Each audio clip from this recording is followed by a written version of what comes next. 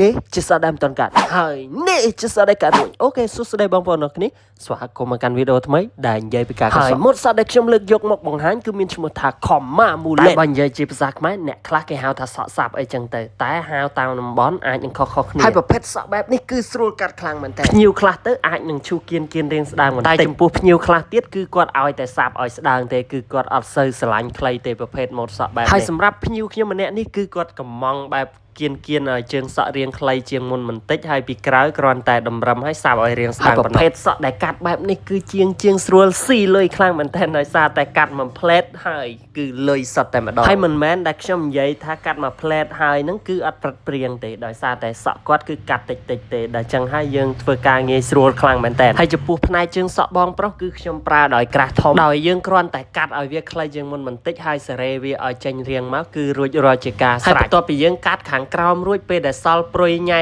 ងចេញមកខាងក្រៅបើសិនជាយើងមិនឆាបគឺវាអត់ស្អាតទេអញ្ចឹងយើងឆាបវាចេញបន្តិចហើយសម្រាប់សក់ផ្នែកខាងក្រោយរបស់បងប្រុសគឺគាត់អត់ស្រឡាញ់ខ្លីទេគាត់គ្រាន់តែឲ្យខ្ញុំតម្រឹមវាឲ្យចេញរាងហើយយើងសាប់ឲ្យវាស្អាតអញ្ចឹងបន្ទាប់ពីខ្ញុំតម្រឹមរួចខ្ញុំមកធ្វើការសាប់ជើងសក់ក៏ដូចជាសេរីខាងក្រោយឲ្យបានស្អាតហើយចំពោះសក់ដែលយើងតម្រឹមនេះបើសិនជាយើងមិនសាប់បំបែកឲ្យវារាងចេញរាងស្មូតចូលគ្នាទេមើលទៅគឺតម្រឹមត្រឹមតែម្ដងគឺអត់សូវស្អាតទេហើយបើសិនជាយើងសាប់ដល់ស្ដើងពេកក៏វាមិនស្អាតដែរវាទៅជាសក់នឹងបែកជាប្រហោងឬមួយក៏មានកន្លែងស្ដើងកន្លែងក្រាស់អញ្ចឹងយើងជាជាងគួរណាតែលៃមើលមកល្មមហើយតាមដែលភ្ញៀវស្រឡាញ់ដែរបើភ្ញៀវស្រឡាញ់រាងស្ដើងក៏យើងសេរីឲ្យរាងស្ដើងទៅហើយបើគាត់ស្រឡាញ់ក្រាស់ក៏យើងសេរីឲ្យរាងក្រាស់បន្តិចទៅហើយបន្ទាប់ពីកាត់ផ្នែកខាងក្រោមរួចរាល់ខ្ញុំមកធ្វើការកាត់ផ្នែកខាងលើម្ដងហើយចំពោះផ្នែកខាងលើនេះខ្ញុំគ្រាន់តែកាត់ចុងទេដោយបងប្រុសគាត់បានប្រាប់ថាឲ្យសេរីឲ្យចេញតែរាងហើយនឹងស្មើគ្នាល្អមកគឺគាត់អត់ស្រឡាញ់ខ្លីពេកទេហើយជំហានដំបូងគឺខ្ញុំតម្រឹមសក់មុខតាមដែលគាត់ចង់បានត្រឹមបានទៅបន្ទាប់មកយើងមកកាត់ផ្នែកខាងលើម្ដងហើយផ្នែកខាងលើនេះយើងកាត់គៀបដៃមកខាងឆ្វេងខាងស្ដាំអី